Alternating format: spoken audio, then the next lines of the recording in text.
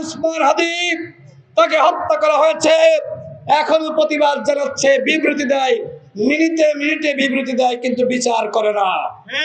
এই মেরুদণ্ডহীন মাঝাভাঙ্গা সরকার আমাদের আর দরকার নাই।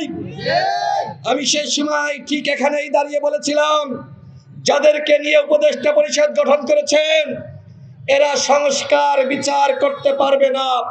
3 মাসের মধ্যে নির্বাচন দিয়ে বিদায় নেন।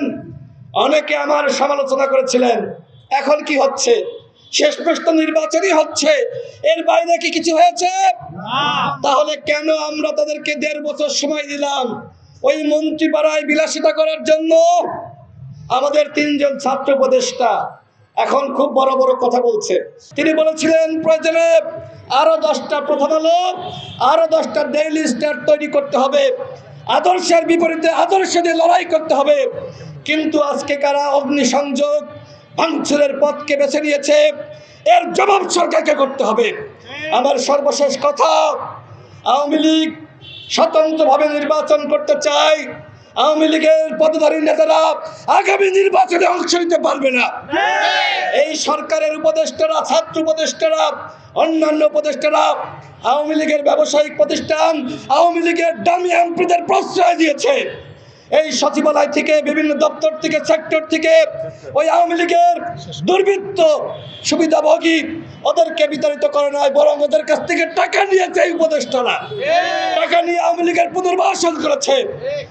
নির্বাচন হবে, নির্বাচনের পরে যে সকল উপদেষ্টারা অন্যায় করেছে, দুর্নীতি করেছে, এদের প্রত্যেকের বিচার হবে।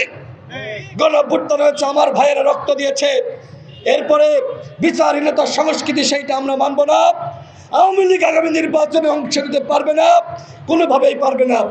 একই সাথে জাতীয় পার্টি 14 দল ফ্যাসিবাদের দোসর, যারা ডামি নির্বাচনে অংশ নিয়েছে, এই ডামি নির্বাচনে অংশগ্রহণকারী কোনো ব্যক্তি আগামী নির্বাচনে অংশ নিতে পারবে না।